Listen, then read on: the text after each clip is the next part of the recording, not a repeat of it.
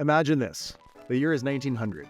You pick up a copy of the Webster's English Dictionary. You search for the word marketing. You don't find it. That's because it's not in there yet. Flash forward to 2025 and you log into LinkedIn. You search for marketing. You find more than 9 million marketers on the platform. What happened? When did marketing become a job that people do every day? My name is Andrew Mitrak, and I'm one of those 9 million marketers. I've led marketing for a few startups, I founded and sold a marketing agency, and now I work as a marketer at one of the biggest companies on the planet.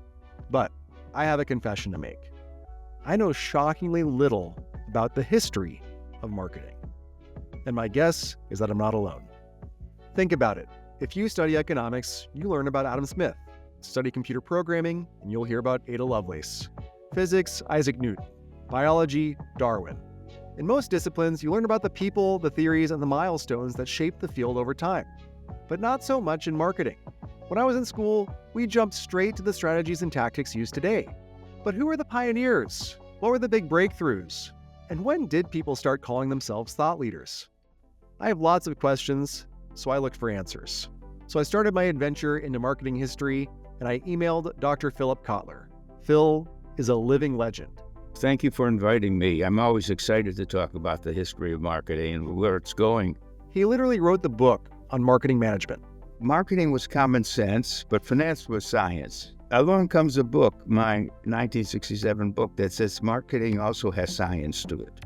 My book gave prestige to marketing. And after we talked, Phil introduced me to his colleagues. I'm delighted to be able to share my story. Having a different perspective became an asset for me. The idea that brand is an asset and there's brand equity and you can build it changed everything. Over the past few months, I've spoken with historians, biographers, museum founders, agency leaders, and former CEOs and CMOs. I've learned a bunch and felt super inspired. Advertising has got 3 objectives: inform, persuade, and remind. It is not about you, it is about them. You got to work backwards from the customer, not forward from what you want to do. Marketers are great storytellers, so these conversations are a lot of fun. He was the most dazzling figure in the history of public relations. It wasn't just PR that he did. I mean, he was a part of history. And now I want to share these conversations with you. Introducing A History of Marketing, a podcast that explores the untold story of how marketing evolved. And I was interested in advertising history. So I thought, well, maybe it's me that should do this.